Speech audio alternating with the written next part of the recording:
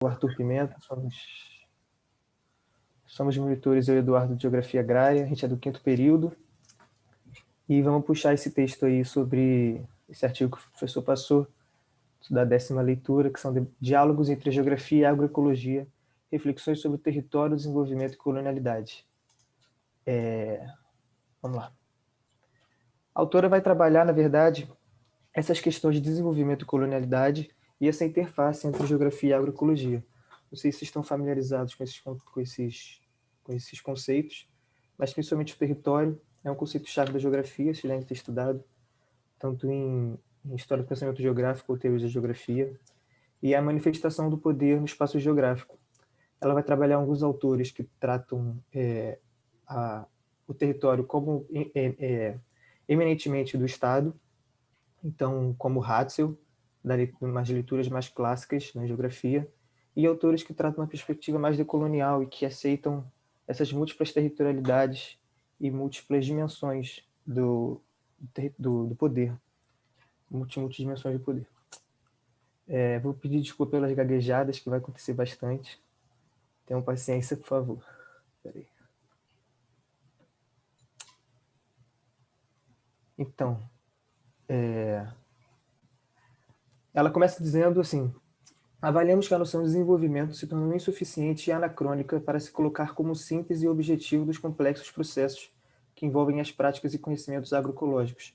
Ela começa falando isso logo no resumo, para dizer que esse conceito de desenvolvimento eurocentrado e que é uma questão, geralmente questionar essa questão de desenvolvimento, partindo de uma premissa de que ele pode ser uma noção de desenvolvimento que degrada o meio ambiente, que concentra riqueza e que cria hierarquias de poder.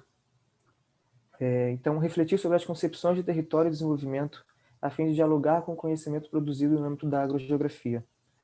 Ela defende que tanto a ciência geográfica e os seus respectivos conceitos, quanto os saberes relacionados à agricultura, são interpretações eurocêntricas e ligadas ao processo de colonialidade do saber.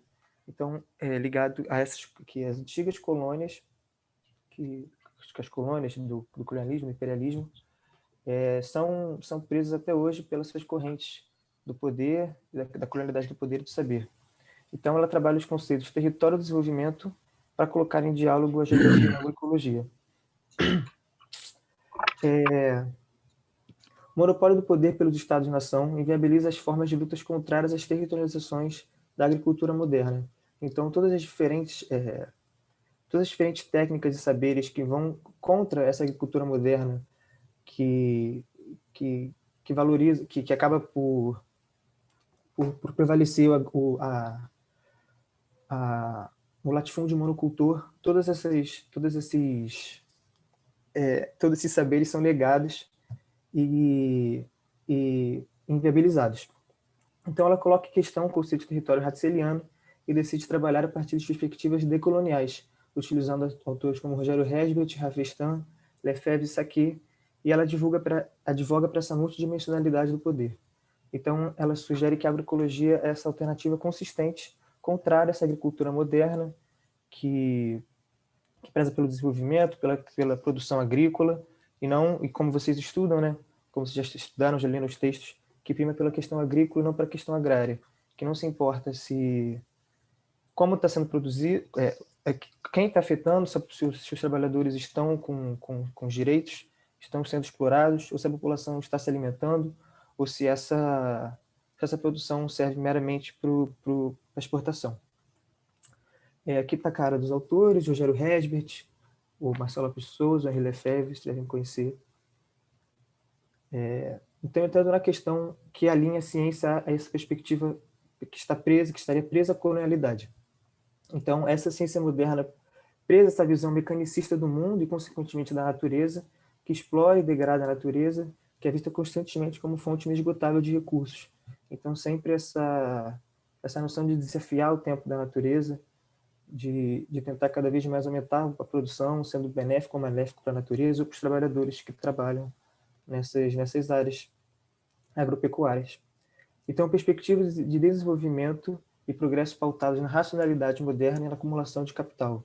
Estrutura fundiária desigual, como eu disse, que prevalece o latifúndio monocultor, e a violência nos processos de expropriação marcaram as relações sociais de poder nas regiões colonizadas. Então, a gente vai perceber isso desde o início da colonização até os dias de hoje, porque essa lógica do sistema internacional se mantém. Presença de teorias e práticas racistas que legitimaram a acumulação do lucro nas colônias, aliada à marginalização do conjunto dos saberes locais, partindo da imposição de uma racionalidade moderna e colonial, como aponta o Carlos Walter Porto Gonçalves.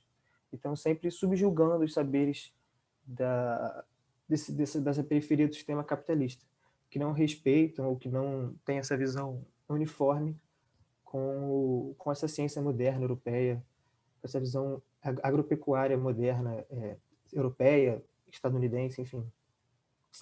Então, aí ela vai entrar na questão do sistema mundo, que ela vai trazer esses dois autores, o Wallenstein e o Quijano, que o sistema mundo ele vai dizer que é o padrão do poder que passou a conduzir o mundo após a descoberta da América. Então, todos os processos de exploração da América é essa união do sistema capitalista, na época do sistema capitalista comercial. Alguns autores aí vão diferenciar, falando que isso não é globalização, que globalização é só com o fim da União Soviética, só com o fim do bloco socialista, mas, enfim, é uma perspectiva. E já o Aníbal Quijano, que é latino-americano, vai enfatizar essa questão do sistema, da dimensão colonial desse sistema mundo. E aí, segundo Grossfogel, se olharmos mais a fundo, podemos perceber que mais fatores oprimem certas populações localizadas na periferia do sistema capitalista. E esse seria o sistema mundo patriarcal, capitalista, colonial e moderno. Ela vai dar o exemplo de uma indígena brasileira.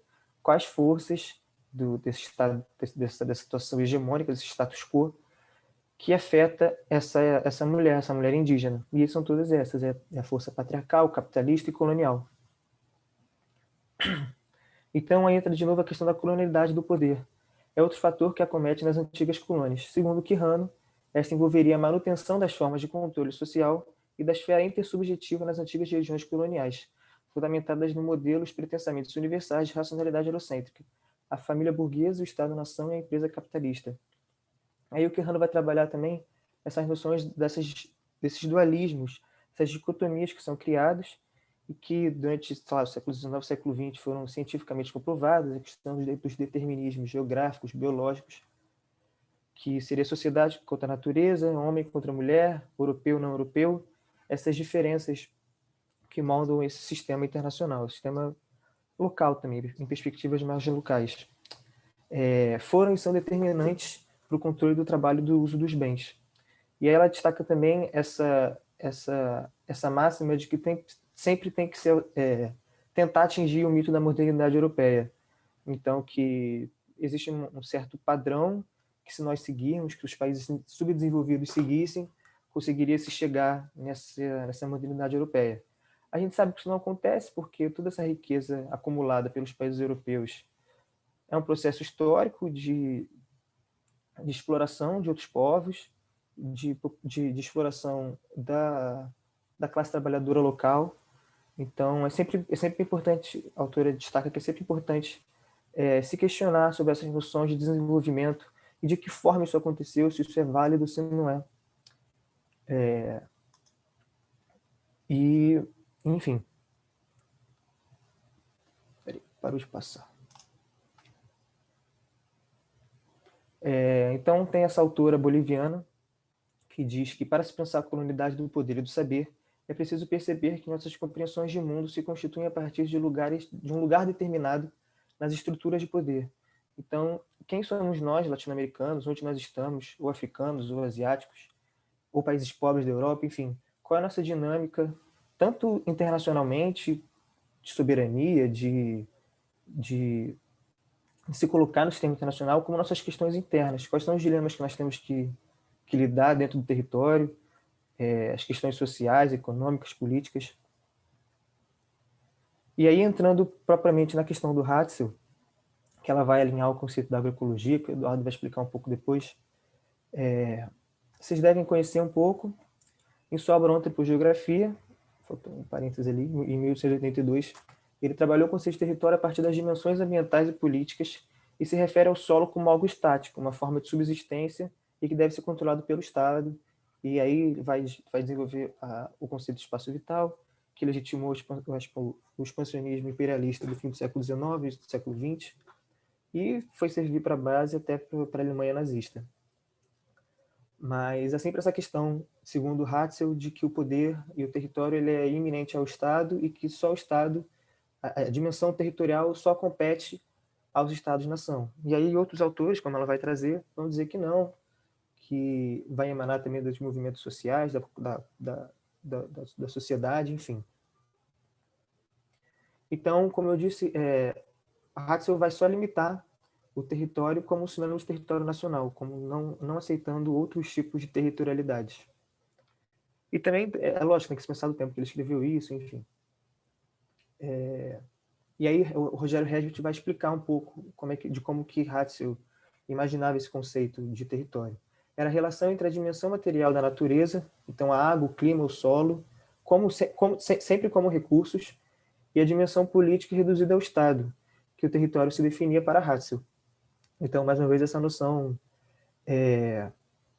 um tanto quanto simplista, né, na noção de território, não aceitando, não imaginando outras noções de territorialidades.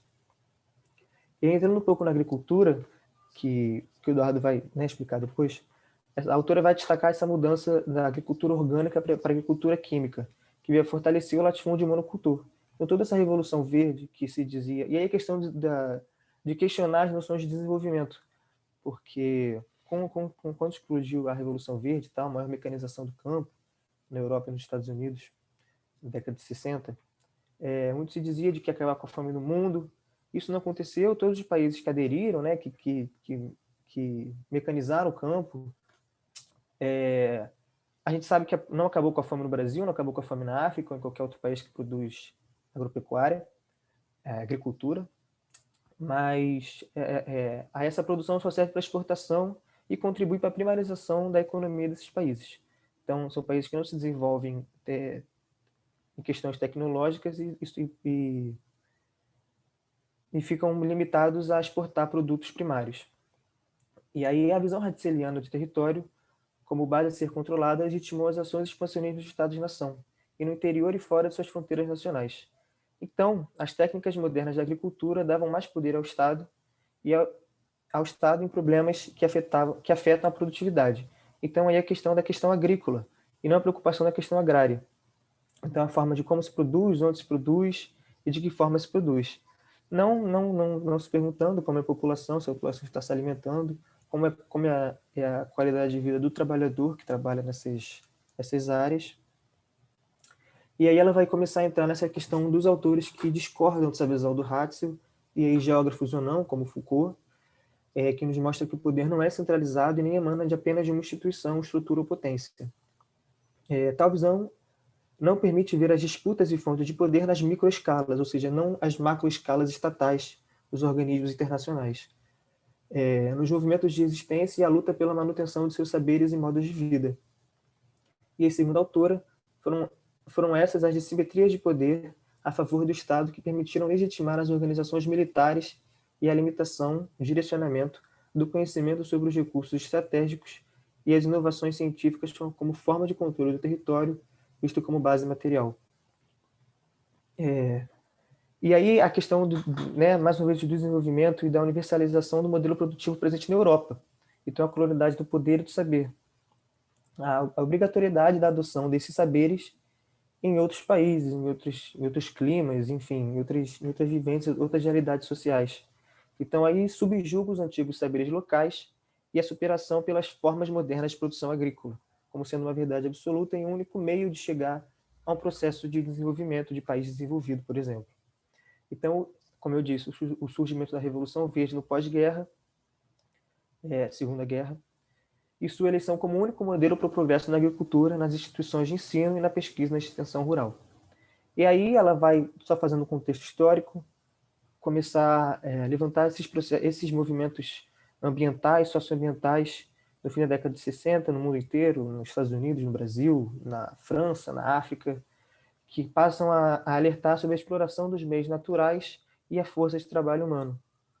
Então, tantos movimentos sociais, é muito de acordo, né? Essa questão da contracultura, dos hippies, enfim, do aquecimento dos movimentos sociais.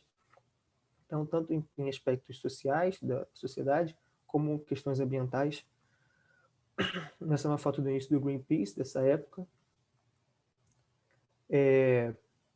Interface entre a abordagem territorial e as perspectivas agroecológicas, enlaces de poder e autonomia. Então, mais uma vez, ela só vai destacar todos os autores que convergem nesse sentido de uma múltipla territorialidade, não apenas essa visão estatal do Estado-nação. Então, Rogério Resbert, em uma perspectiva integradora relacional, reunindo aspectos materiais e materiais das esferas políticas, econômicas e simbólicas culturais em sua composição. Rafestan também vai dizer que onde há poder, há resistência. Então, resistência também é uma forma de poder, né? De combater esse poder do Estado-nação. Incluir uma relação complexa entre processos sociais e espaço material. Marcelo Lopes de Souza vai dizer que a territorialidade é a interação entre os seres humanos medida pelo espaço geográfico.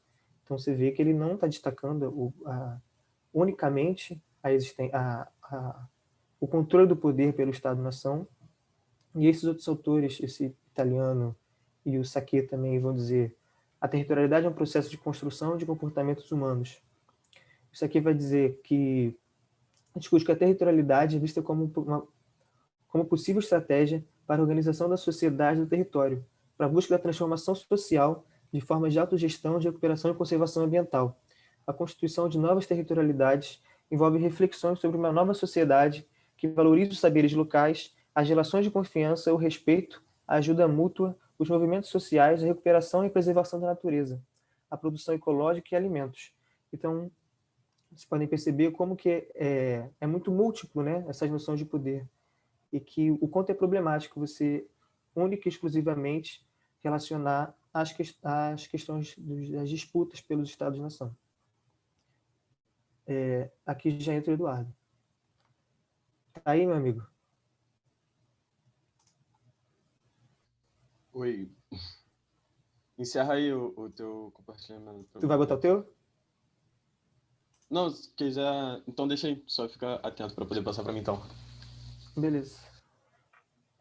E aí, pessoal, tudo bem? Bom dia, novamente. O Arthur já falou um pouco, né, de mim. Meu nome é Eduardo André, estou aí na monitoria junto com ele, né? Sou do 5º período do curso. E agora eu vou explicar um pouco sobre a agroecologia, né, que vai surgir aí como uma proposta de uma agricultura alternativa, né, contrapondo um pouco do que vocês viram, acredito que ao decorrer do curso, né, eu falando com o Arthur, a gente falando e a gente falou, né, que tipo assim, a gente não lembrava de ter tido tipo esse pensamento, né, acerca da agroecologia como uma proposta de agricultura alternativa. Então, calma aí, só deixar o chat aqui aberto, caso vocês falem alguma coisa. Então, Deixa que eu vejo o para tu se termo... precisar. Ah, tá bom. Então, o termo ele vem sendo aí utilizado em publicações científicas desde 1920, né? A organização do termo e da ciência como uma disciplina científica teve origem no México, com Efraim Hernández, e o seu desenvolvimento a partir de 1970. Já no contexto brasileiro, né, a agroecologia vai ter aí como seus precursores Ana Primevassi, que é uma engenheira agrônoma austríaca. Ela residiu aqui no Brasil. Ela foi austríaca, ela foi perseguida, né, pelo exército nazista, e ela se refugiou aqui no Brasil desde de 50. Ela, com 29 anos, ela deu início à carreira acadêmica dela, né, aqui no Brasil, e tem muita relevância no cenário nacional a respeito da agroecologia. E também Sebastião Pinheiro, né, que ele é um cientista, como eu venho falando aí o currículo dele, parte do currículo dele, e também ele é um ativista, né, em prol da agroecologia. Eu não coloquei, mas e eles foram os precursores da ciência aqui no Brasil. Pode passar.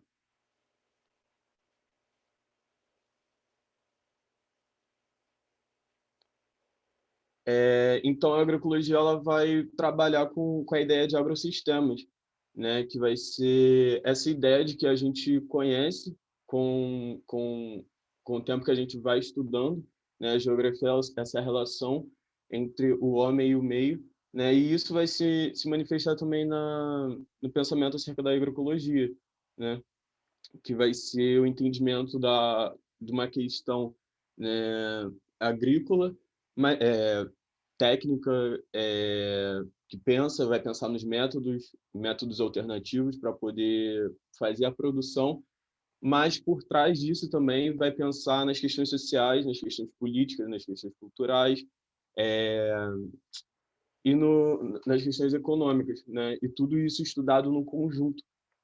Por isso é importante, né, que seja feita esse estudo, né, e esse diálogo com a geografia, né? O nome do artigo foi esse, é Diálogo entre a Geografia e a Agroecologia. Então, como essas duas ciências, né, como essas duas disciplinas científicas, elas vão estar intrinsecamente relacionadas, né? Como o Arthur disse, em relação à questão do território, em relação às questões de poder, e isso vai ser também um debate acerca da agroecologia, né? Porque você tentar romper com o saber que perdura, né, ao longo dos anos, ao longo de décadas, construindo tudo aquilo que a gente entende como mundo, né? O autor vai colocar como isso, como o sistema mundo, né? Que vai dominar essas relações, que é o mundo patriarcal, capitalista, né? E todo esse contexto vai se manifestar em todas as esferas. E a agroecologia vai vir na tentativa de poder romper com isso, né? E... Eu vou lá? Eduardo, tem uma pergunta para você aqui. Ah, Quer que eu fale depois ou quer que eu vá interrompendo? não, pode interromper. Pode-se dizer que junta questões agrícolas e agrárias. Sim, sim, pode dizer que vai juntar essas questões, né? Como é discutido na geografia agrária ao decorrer da disciplina, a agroecologia vai tentar fazer esse debate. Antes, quando eu falei, pô, a agroecologia deve envolver muito a questão da técnica, né, de um pensamento agroecológico, de pensamento ecológico, de pensamento sistêmico, de pensamento do homem. Tem muito essa ilustração, né, o ego e o eco, né, o homem ali no topo, o homem como o topo ali da cadeia, dominando sobre os demais, vamos dizer, elementos, né, os demais agentes, e o homem enquanto eco, ele fazendo parte de todo esse sistema. Então, não vai falar só sobre a questão do método, né, mas vai falar sobre esse sistema é, junto, né, em uma relação intrínseca, uma relação imbricada. E aí, no segundo ponto, não, pode voltar. Os debates da agroecologia se aproximam das perspectivas de descolonização do saber, que envolve a luta pela desconstrução dos cenários intensificados no sistema mundo, patriarcal, capitalista, colonial e moderno, né? A destruição da natureza, dos modos de vida, das cosmovisões indígenas, negras, quilombolas e camponesas, a opressão dos pobres, das mulheres, entre outros grupos, né? Como Arthur bem disse, veio também na tentativa de fazer uma crítica, né, com essa proposta de fazer uma crítica à Revolução Verde, que foi essa ideia de disseminar sementes com o argumento de que seria para acabar a fome do mundo num período pós-guerra, né, com a mecanização do campo, com a prática de métodos modernos, né, de uma modernização, mas sem levar em consideração a parcela, né, dos povos que não possuem esse poder, né? Pode passar. E a territorialização da agroecologia no Brasil. A agroecologia ela vai surgir como uma resposta, né, ao pensamento agrário, né, que se tinha antigamente. As lutas dos movimentos sociais no campo e da articulação dos movimentos ambientalistas e o debate em torno da agricultura alternativa ao longo da metade do século XX, abriram campo para o desenvolvimento da agroecologia como prática e movimento, né? E mais recente como ciência, né? Então, essa discussão que se iniciou, como eu falei, né, teve primeiro surgimento em 1920, ele vem ao longo do período, ao longo de várias discussões, ele veio, né, se incorporando. E aí eu destaquei alguns marcos importantes da agroecologia no contexto brasileiro. E o primeiro é a constituição desse movimento no Encontro dos Brasileiros da Agricultura Alternativa, na década de 1980, que foi organizada aí pela Federação das Associações dos Engenheiros Agrônomos do Brasil, criação de projetos de tecnologias alternativas, e entre o ano de 1990 e 2000, tiveram experiências e articulação dos movimentos agroecológicos, né? E a discussão da perspectiva da agroecologia, ela passa, né, a ganhar um espaço na academia, né? Embora seja num contexto científico. É um tema, né, uma disciplina muito recente. Se a gente, ao longo do curso, vê que a geografia ela vai surgir com um pensamento, né, se comparado às outras ciências, muito recente, a agroecologia é mais recente ainda, né? Então, eles usam muito mesmo, dialogam muito mesmo com várias questões, com o conceito, né, da geografia para poder embasar os seus pensamentos. E o que de mais enfoque aqui, o que a gente está falando é sobre a territorialidade, né, sobre o conceito de território. E aí outro marco, em 2003, em Porto Alegre, foi realizado o primeiro Congresso Brasileiro de Agroecologia. E em 2004 foi fundada a Associação Brasileira de Agroecologia. Ou seja, tudo isso no que numa visão, né, a respeito da academia, a respeito da ciência, tudo isso é muito muito novo. Pode passar. As consequências, né, desses marcos e lutas foi que uma delas é a criação da Lei 10.831, que vai dispor sobre a agricultura orgânica, né? Ou seja, você aí vai ter uma garantia das pessoas que produzem, né, a agricultura orgânica. E aí vai falando, observa-se que a legislação brasileira ela vai saber lidar bem, né, com essa questão, ela vai ser, entre aspas, bem aceita. É claro que tudo vai ter os seus prós e contras, como eu vou falar aqui no segundo ponto, mas as problemáticas elas vão ser antigas, né? E vem falando aí, a questão da transição da agroecologia se reduz à aquisição de certificação que se foca apenas no processo produtivo, ou seja, como nós sabemos, processo produtivo, questão agrária. E quando você dá muito o enfoque apenas na questão agrária, né, e na verdade na questão agrícola, né, voltada para os métodos, né, voltado para o conhecimento técnico, e esquece, né, do que por detrás tem, né, que é toda uma discussão, que é toda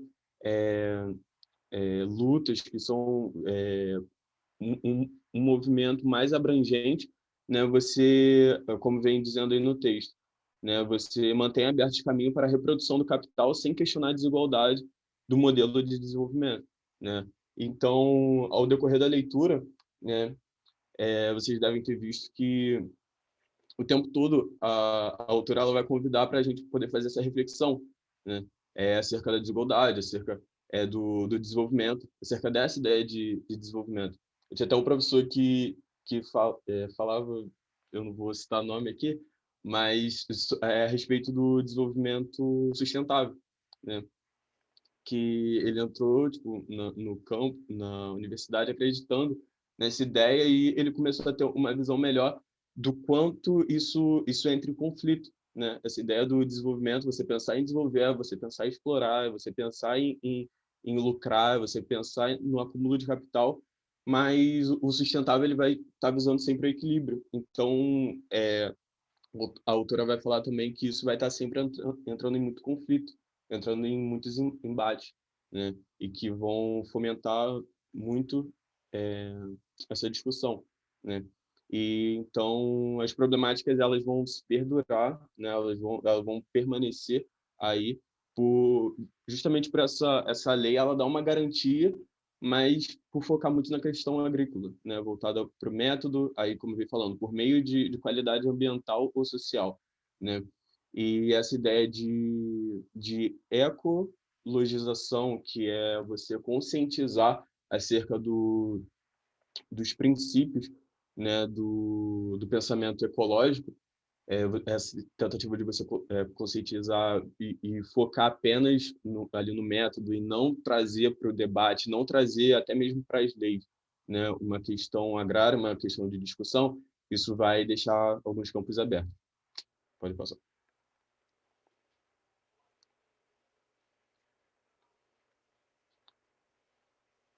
E aqui eu vou falar um pouco, né, do diálogo que vai haver entre esses dois conceitos, né, essas duas ideias, né? A razão pela qual as perspectivas discutidas pelas abordagens agrossistêmicas possuem um cunho territorial é dada pela busca, era para ser busca, do equilíbrio entre as esferas políticas, sociais, econômicas, ecológicas e culturais, né? Então, esses dois conceitos eles vão estar em busca do mesmo, pode-se dizer, né, do mesmo objeto de estudo, né? Que vão estar ali se intercedendo o tempo todo, vão estar se dialogando, se conversando o tempo todo, que vai falar sobre as questões políticas, sociais, econômicas, ecológicas e culturais, favorecendo a prevalência dos processos de apropriação sobre a dominação na constituição das territorialidades. Ou seja, toda essa questão, né, de luta, de poder, vai estar voltada para essa ideia de territorialidade, né? Como o Arthur trouxe ali na imagem, eu achei muito interessante a questão do joguinho, né? Do War. E você vai ser muito sobre isso, sabe? Isso vai estar sempre expresso no território, essas relações de poder, e com esse pensamento não vai ser diferente. Os dilemas vividos pela agroecologia nos processos de institucionalização de políticas públicas que não dão conta de sua complexidade se assemelham aos problemas decorrentes do uso restrito da categoria do território nas políticas públicas. A autora vai falar, né, do uso do território nas políticas públicas como um conceito que, às vezes, acaba trazendo mais problema do que solução, né? Porque essas relações de poder elas tendem a se fomentar, né, cada vez mais. De um lado, as pessoas que possuem acúmulo, e de outro, luta de movimentos. E a agroecologia ela vai se identificar muito, né, porque vão surgir problemáticas que simplesmente não vão dar conta na verdade, vão surgir políticas públicas que simplesmente não vão dar conta de todas as suas problemáticas, né, de todas as suas complexidades. E se o território é uma categoria analítica complexa para entender as contradições da reprodução da sociedade capitalista, essa categoria é problemática para a criação de políticas públicas, ao menos nos moldes em que se constrói no Brasil, ou seja, sobre a associação de uma visão restrita de território aos discursos de desenvolvimento e de sustentabilidade. Então, ao decorrer da leitura, a autora vai contrapor também duas visões, né? Umas que são pró essa ideia de desenvolvimento e outros são contra essa ideia de desenvolvimento, e vai usar o território também como essa categoria complexa, né, para poder compreender a sociedade. Pode passar. E aqui a gente, né, chega no final, que é a proposta, né, que lendo lá os agradecimentos, eu vi como uma das ideias principais, né, que eu e o Arthur trouxemos aqui, que pensar uma abordagem territorial é partir das análises da dissimetria, ou seja, dessas desproporções, sabe, da relação de poder, e pensar agrossistemicamente em uma perspectiva agroecológica. Envolve considerar o diálogo com as práticas locais, ou seja, não tem como a gente pensar uma abordagem territorial sem considerar os agentes envolvidos, sabe? Sem considerar essa falta de proporção que tem nas relações de poder, sem considerar as lutas, sem considerar as pessoas que precisam ser ouvidas, as pessoas que acabam, de certa forma, sendo prejudicadas, né? Assim, devemos estar abertos e questionar o locus de enunciação, ou seja, a gente deve estar aberto e questionar é, qual é o lugar, né, que tá sendo falado, né, a respeito da concepção de poder. Onde o poder está concentrado, né, identificar, ter essa análise, isso vai ser fundamental para o nosso desenvolvimento, né, ao longo do curso. Isso é de extrema importância, identificar quem está sendo o porta-voz, né? Quem está com a fala, quem está com o poder, porque, de acordo com o que a gente vai estudando, né, a história vai ser sempre contada por quem, de certa forma, acaba vencendo, né? E na sociedade capitalista, vence aquele que tem o acúmulo do capital, né? Vai vencer a visão eurocêntrica, vai vencer essas noções do sistema mundo, né? Então, ter esse entendimento vai facilitar é, a gente identificar esse locus de enunciação, né, que vai ser esse lugar de quem está falando, esse lugar de quem venceu, né, vamos colocar assim, se a gente olhar numa perspectiva histórica, né, olhando de hoje, dos dias atuais para trás, né. E essa história vai ser sempre contada por eles. É, então, estar aberto, né, quando a gente for tratar questão agrária, né, questão agrícola, é, for falar também sobre agroecologia, a autora vai deixar isso aí como uma ferramenta muito importante, né, saber identificar de onde essas questões estão sendo faladas, de onde essas questões estão sendo enunciadas, né? Justamente para poder ter o estabelecimento desse diálogo. E é isso. Alguém tem alguma questão? É só sinta-se à vontade. Arthur quer falar alguma coisa? Se quiser falar também. Tá tranquilo. Ótima apresentação. Muito obrigado, meninos. Eu estou muito contente, mas deixa essas considerações para depois. Vamos aproveitar os minutinhos que nós temos, né? Vocês falaram bem, de forma bem objetiva, né? E até respeitando um pouco do tempo, né? Eu achei que fosse até 10 horas, Arthur, de verdade. Mas foi muito bom, eu estou muito feliz. E agora seria interessante a gente falar um pouquinho sobre esse texto, o pessoal que está acompanhando aqui também, colocar algumas perguntas, algumas questões, porque esse é um texto muito denso. Em que sentido, né? Denso de categorias, de muitas informações, né? Os meninos aí apresentaram para a gente várias categorias, vários conceitos articulados em um único artigo. É muito profundo, né? Para cada ali trecho que a autora expõe a pesquisa dela, a gente poderia mergulhar aí em várias referências, em várias bibliografias, né? Porque ela pega aí o Quijano, o Wallenstein, ela vai no Rogério Hasbach, ela vai para o Carlos Walter, e são muitas referências. É um texto assim carregado de referências.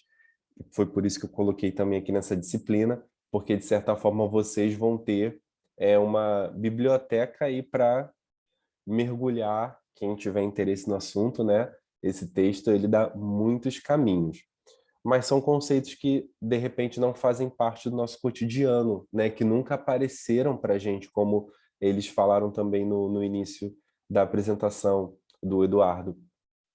Termos que a gente não ouve, termos que não são comuns no nosso dia a dia, né? E, por exemplo, estão ligados a um contexto de reivindicação, de movimentos por direitos, como o Arthur colocou. Então, acho que é importante a gente conversar um pouquinho mais, até para esses termos ficarem um pouco mais claros, né?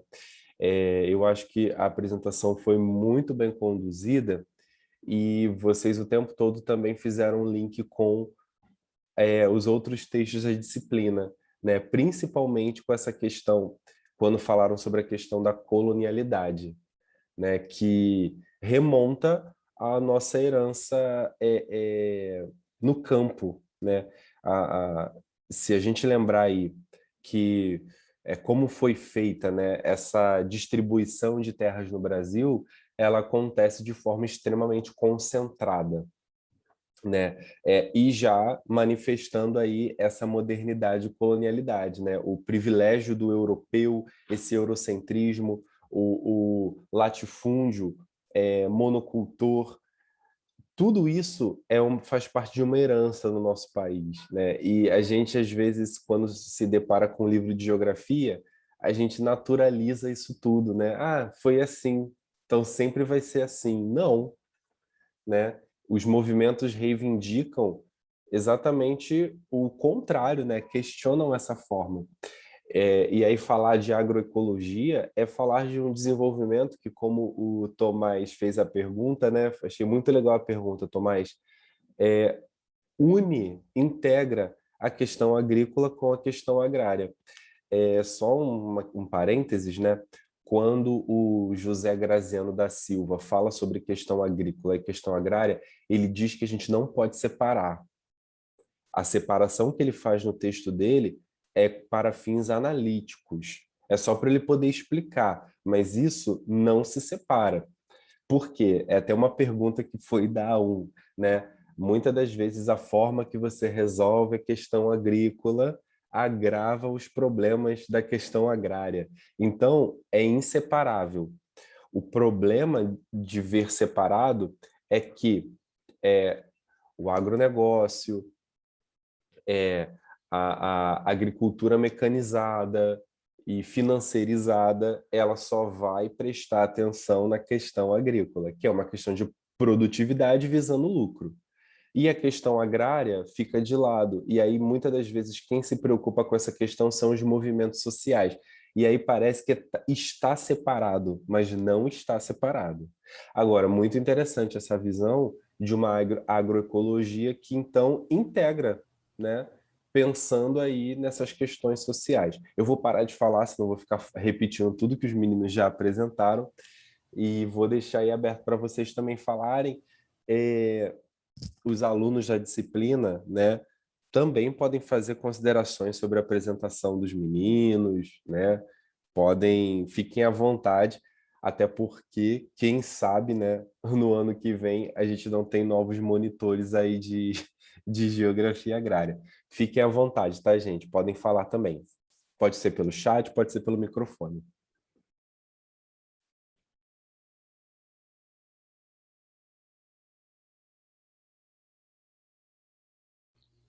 Só fazer uma observação. Tá me ouvindo?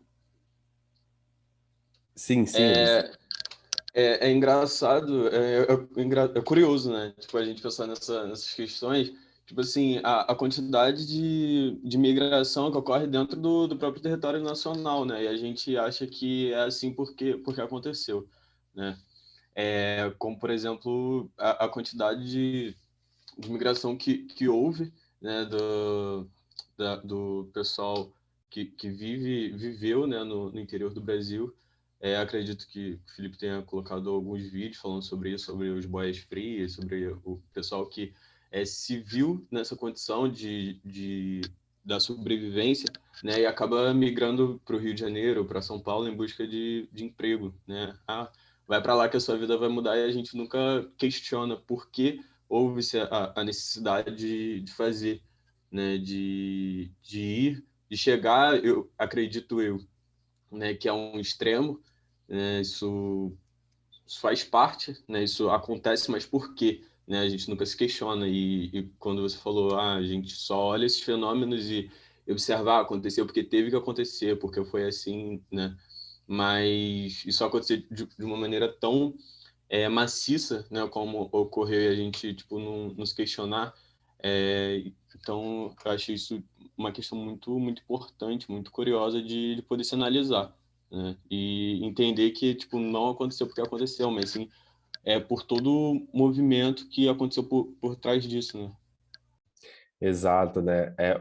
Como você trouxe na citação final, Eduardo, observar essas assimetrias de poder. Existem grupos socialmente e historicamente constituídos que detêm mais poder do que outros e vão utilizar esse poder para que as suas técnicas, os seus modelos, os seus padrões, eles sejam, como um conceito utilizado nesse artigo, sejam universalizados. Então, a monocultura é universalizada. O latifúndio agroexportador é universalizado. E aí, o interessante desse texto, gente, é que você nega vários saberes. E com isso, não é só o saber, não pense que é só o saber que é negado, mas uma série de vivências, de experiências e até mesmo de ambientes são negados. Você pensa no que é o agronegócio chegando no Centro-Oeste, se expandindo para o norte do Brasil, implantando um único tipo de cultivo, de cultura, a soja, o milho, a cana, e fazendo desaparecer vários ecossistemas, vários tipos de espécies, de sementes, de sabores, porque agora só planta soja. Então, o que vai ter no prato da gente? E acaba Né? com as populações também, né? Porque abre margem para um processo, como disse o Carlos Walter Porto Gonçalves, um projeto racista, né? De criminalização desses saberes, então de ataque a essas populações. Exato, exato. Porque se a gente pegar na história, e não numa história moderna, né? Se a gente observar, o Carlos Walter tem textos, gente, maravilhosos sobre isso, sobre a temporalidade do nosso território. Ele vai observar que a presença humana, né?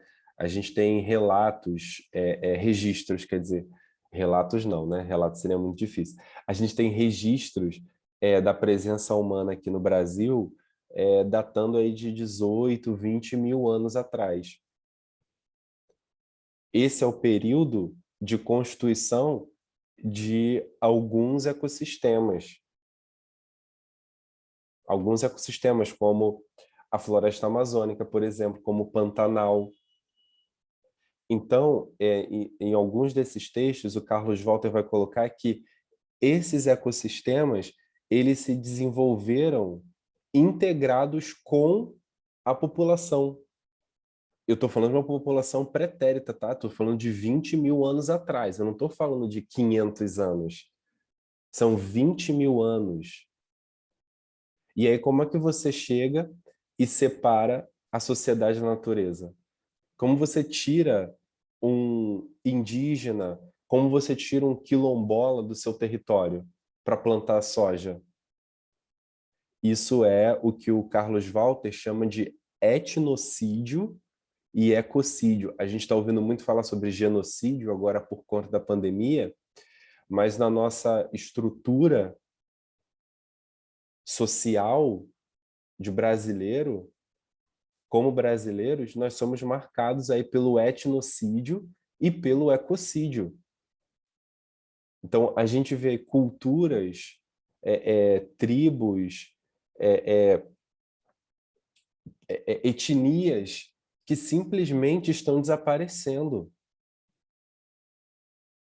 E junto com essas etnias, os seus ambientes, os seus saberes, os seus costumes, as suas tradições, as suas línguas, os seus rituais. E aí, sabe o que acontece? O Brasil se torna um país sem diversidade. Você vai homogeneizando as paisagens, homogeneizando os grupos. A urbanização faz exatamente isso, né? O Eduardo falou, por que as pessoas migram? E aí vão para a cidade e se deparam, a gente fala muito sobre isso em geografia urbana, né? Com um processo de homogeneização, fica todo mundo igual.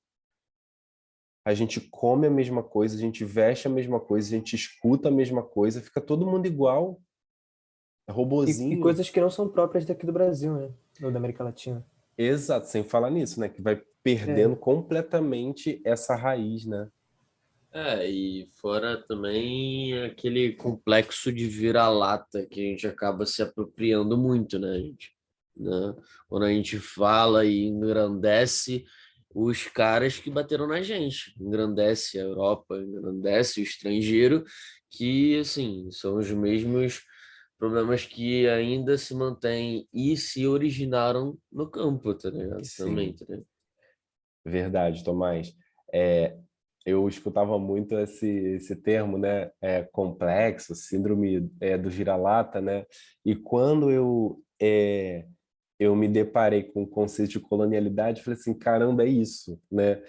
Academicamente falando, o complexo de vira-lata, ele é muito bem explicado pela noção de colonialidade, porque nós somos inferiorizados, mas existe um outro que é superior, né? Quem é esse superior? É o europeu, é o estadunidense, né? E aí a gente aplaude os museus, a gente aplaude as músicas, a gente aplaude os filmes no cinema, a gente aplaude o modo de vida. E a gente olha para a gente aqui como se tudo fosse muito ruim, muito inferior. A nossa comida não é boa, o nosso cinema não é bom, a, a gente não tem cultura, né? Porque cultura para a gente é o Louvre, cultura para a gente é o museu lá de Nova York, né? Não é o frevo. Cultura para a gente não é o maracatu, por exemplo. Isso não é cultura. Funk não é cultura. Ou seja, isso tudo torna muito evidente como esse pensamento colonial está enraizado na gente, pelo racismo, né, como vocês colocaram, né? Então, é, é, você classifica o negro, o indígena, como inferior e anterior a você. Principalmente a gente que é urbano, né? A gente vai olhar o indígena, o quilombola, como anterior. Ou seja, ele está atrasado, ele está ultrapassado. Essa semana eu estava observando, né? Stalkeando mesmo, né? Stalkeando o Twitter dos nossos dirigentes, né? Uma coisa que eu faço assim semanalmente para saber o que eles estão pensando. E aí tinha lá uma publicação afixada no Twitter do nosso presidente, falando sobre os indígenas. Aí tinha uma frase assim: eles são povo igual a gente, gente igual a nós. Acho que era isso. São gente igual a nós. Gente, é a colonialidade. Então, esse tipo de frase ele marca o quê? Que existe uma separação. Se eu estou falando que eles são gente igual a nós, é porque existe um olhar que diz que eles não são, que eles estão classificados em outra categoria, né? Não é essa frase que vai gerar uma equidade, né? Não é dessa forma, porque esse tipo de frase reforça a cisão, né? Essa separação. Então, essa ideia do viralatismo, né, Tomás, ela está muito atrelada à colonialidade. E aí a agroecologia ela vai abrir para a gente alternativas, possibilidades que não são difundidas, né? Porque a gente acha que para alimentar a população só mesmo o agronegócio, só produzindo em larga escala. Mas espera aí, a gente está vendo aqui que a comida que chega à nossa mesa não vem do agronegócio, vem do pequeno produtor, que representa 80% do campo no Brasil. Por quê? E é tão óbvio, porque a agropecuária moderna, mecanizada, ela exporta. Nós somos os maiores exportadores de frango. E tem gente na rua pedindo comida. Então, a agroecologia, ela vem realmente questionar esses modelos hegemônicos e, além disso, né, questionar a forma com que isso se desenvolveu, se estruturou socialmente, historicamente. Acho que foi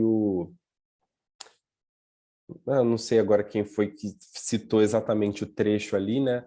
Mas acho que foi na parte do Eduardo, que visa essa visão sistêmica, essa visão integrada, né? Então você pensa no ambiental, no social, no político, no ético, ou seja, são várias categorias em conjunto. Isso é muito interessante para a geografia, que nasceu como uma ciência de síntese. Por isso o diálogo, né? A geografia, a gente fala de tudo. A gente fala de filosofia, de economia, e solo, e clima, pelo amor de Deus, né? Tipo, caramba, cartografia.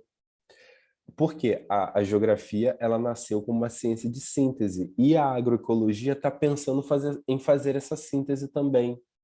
Então, por isso que é um caminho para a gente poder discutir essa questão agrária e pensar em alternativas a esse avanço aí do agronegócio, que é um avanço tão violento, né? Eu não sei se vocês acompanham as notícias do campo, né? Eu já falei algumas fontes aí para vocês acompanharem. É muito violento o que está acontecendo no nosso campo hoje.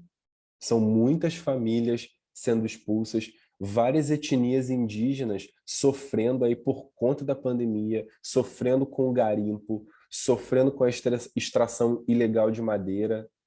A gente está num momento assim de muita tensão.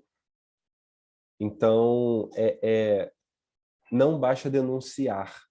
E esse texto é muito interessante por isso. A gente fica denunciando, né? Vários textos aqui da disciplina denunciam a injustiça, a desigualdade desse modelo.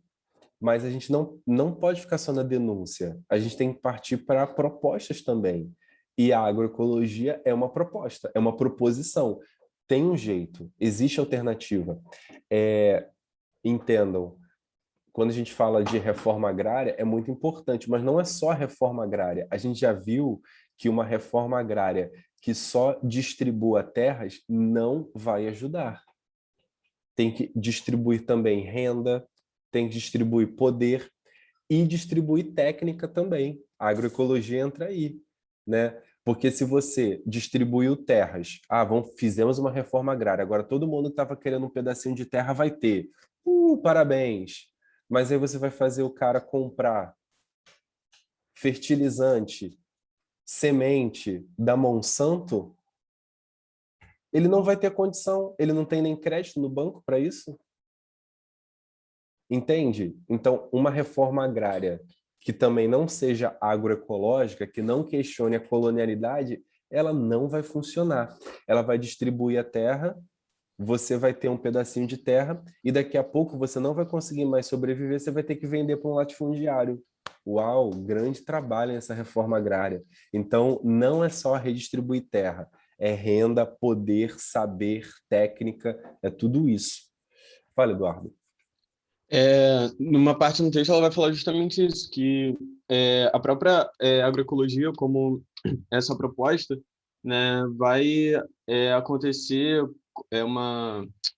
tipo uma elitização, né, por ser algo que muitas vezes não é acessível ao nosso dia a dia, como a gente falou, né, eu lembro da gente conversando isso numa das aulas de agrária, né, que essas coisas acabam sendo caras, né, algo orgânico que você vai comprar, se você tipo decidir ser, né, um vegano, vegetariano, né, isso vai acabar gerando custo, até mesmo por não ser um conhecimento difundido, né, para toda a sociedade.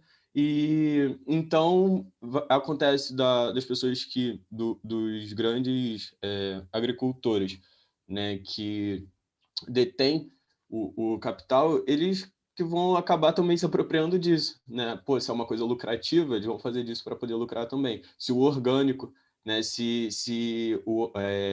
a agroecologia vai ser algo lucrativo, são eles que vão ter o dinheiro para poder comprar os insumos, tudo que eles precisam para poder também lucrar com isso, sabe? Então, ainda que seja uma proposta, né, ainda que seja uma tentativa de uma agricultura alternativa, né, ela não vai ser tipo bem executada, e isso também com a questão da reforma agrária, não vai ser bem executada se você não der as ferramentas necessárias para que isso possa se desenvolver de uma maneira igualitária, né? Exato, foi o que você falou ali quando você chamou a atenção, é da ecologização da agricultura, né? Fala, Tomás. Porque ele falou desse caso do vegano, do veganismo, do vegetariano, né, que vocês acabaram comentando.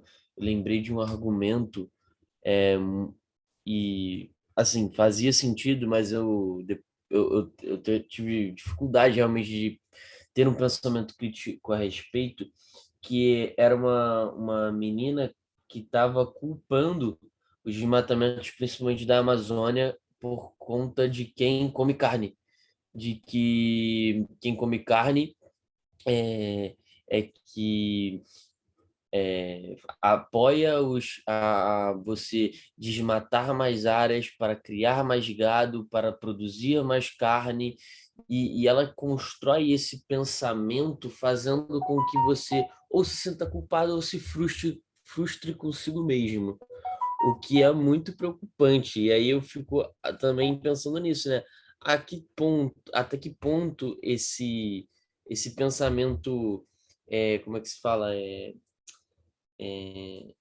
É verdadeiro e também é ofensivo, né? Tipo, porque também não dá para ficar sem carne. E aí você também tem essas construções sociais, né? Que ao mesmo tempo que essa pessoa ela está realmente criticando essa questão, né, de desmatamento e tudo mais, e a produção de carne elevada, ela também acaba desconsiderando tudo que existe dentro do campo que ela consome. Entendeu? Os mesmos os absurdos que fazem com animais, às vezes estão fazendo com trabalhadores. Tudo bem que você não empala, enfim, bom, enfim. Mas entende? É um outro pensamento, assim, dos problemas que existem no campo e das subjugações que às vezes um pensamento como esse também você acaba sendo tão crítico, tão radical naquilo que você não ignora, mas às vezes deixa passar, entende? Sim.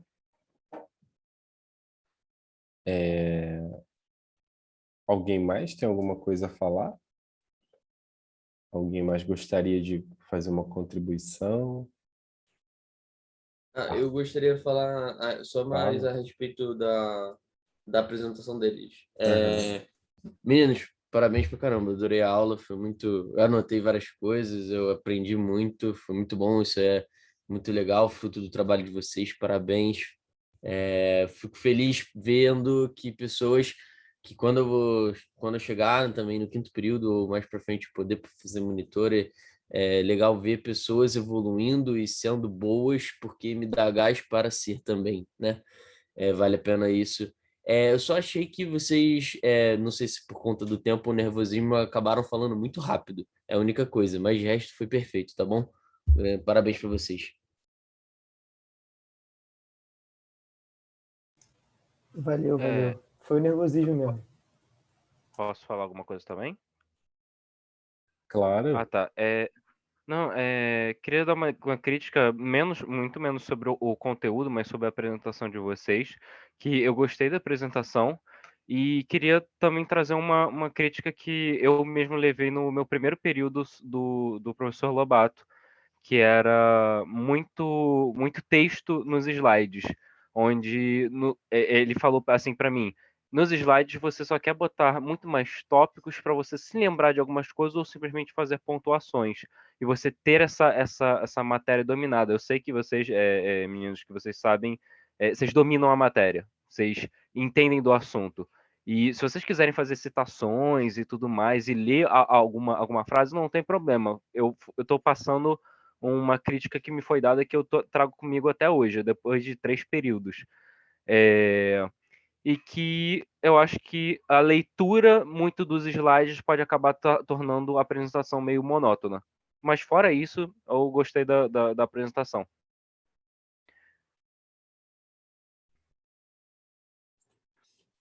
Valeu, mano. Também gostaria de Valeu. falar aqui uma coisa.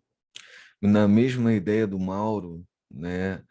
A apresentação eu acho que foi bem produtiva, vocês conseguiram passar bem a matéria de uma forma que deu para entender, mas é aquela coisa do excesso de letras, né? Do excesso de palavras, que pode acabar prejudicando, pode acabar meio que desviando a atenção de quem está olhando, de quem está tentando prestar atenção na aula.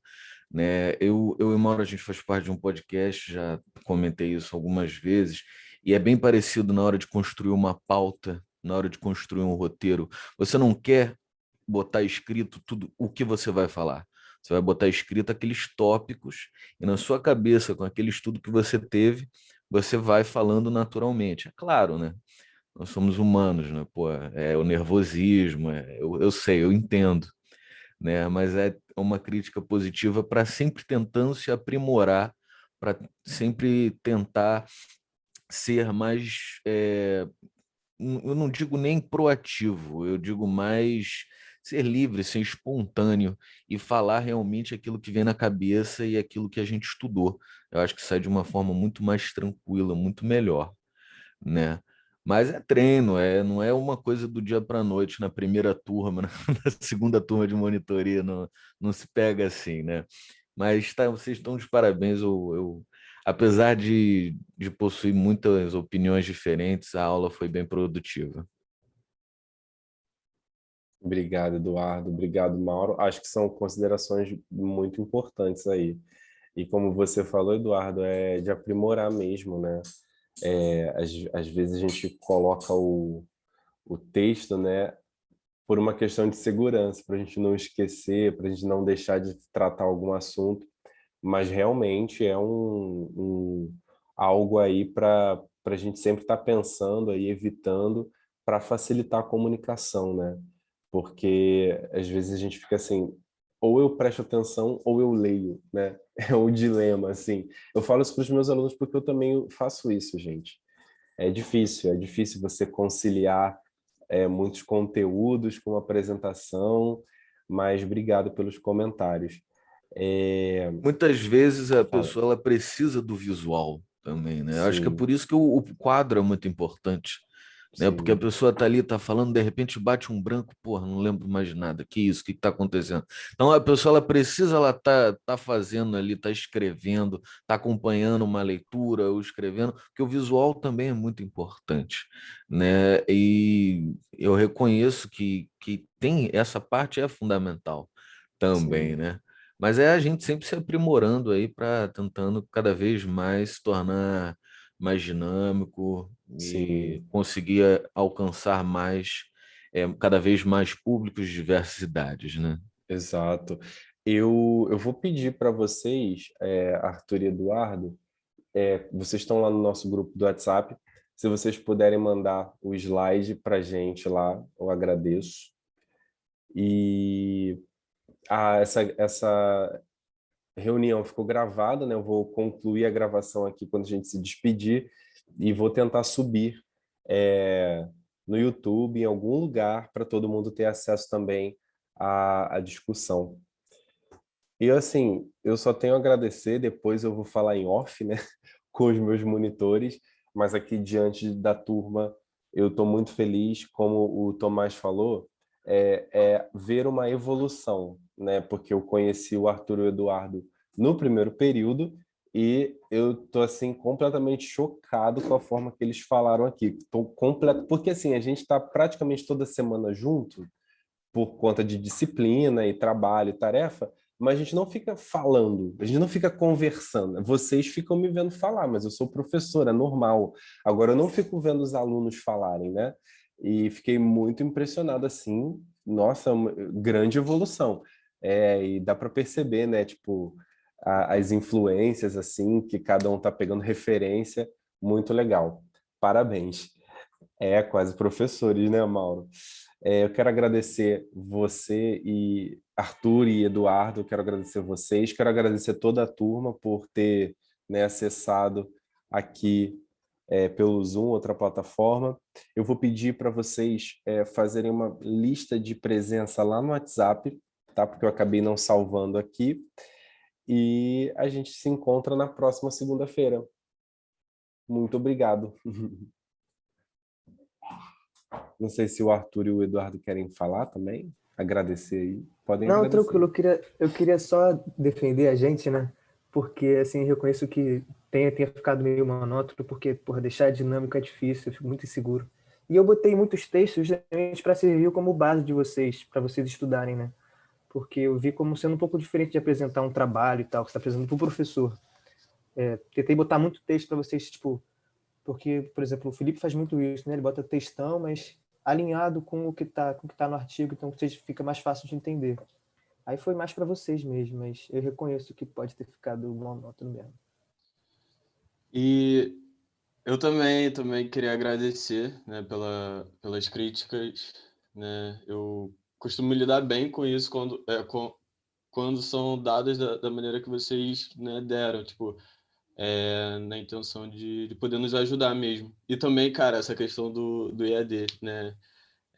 Acho que complica um pouco mais, talvez se fosse presencial, não sei, mas acho que seria um pouquinho melhor. Agora a gente entende um pouquinho mais do que os professores passam, né? Tipo assim, falar e não ver qual está sendo a reação do pessoal e Pois tal. é, é Isso, complicado. É difícil isso, complicado. Mas eu acho que foi vocês tiveram uma boa receptividade aí. Eu curti muito. Eu preciso ir, gente. Preciso aqui. A nossa gravação deve ter ficado enorme, não estou vendo um marcador aqui de tempo. Mas a gente teve aí mais de 60 minutos, né? Eu estou muito contente. Na próxima semana, a gente continua. Eu vou conversar com vocês sobre os trabalhos, né, que vocês estão fazendo aí sobre o livro didático. Lembrando, o Arthur e o Eduardo já fizeram esse trabalho também. Então, se vocês precisarem de ajuda, eles estão lá no grupo para auxiliar, tá bom? Então, se vocês tiverem qualquer dúvida, podem falar com o Eduardo e com o Arthur, porque eles já fizeram essa análise de livro didático, tá bom? Então, à disposição aí para isso também. Gente, muito obrigado. Obrigado, Arthur. Obrigado, Eduardo. Foi fantástico. Espero que vocês amadureçam, cresçam com essa experiência. E a gente se vê na próxima segunda-feira, na próxima quarta, né? Que eu vejo todo mundo quarta-feira. Muito obrigado, gente. Boa semana para todo mundo. Valeu. Tchau, tchau. Tchau, pessoal. Tchau, professor. Valeu, boa semana. Valeu, valeu.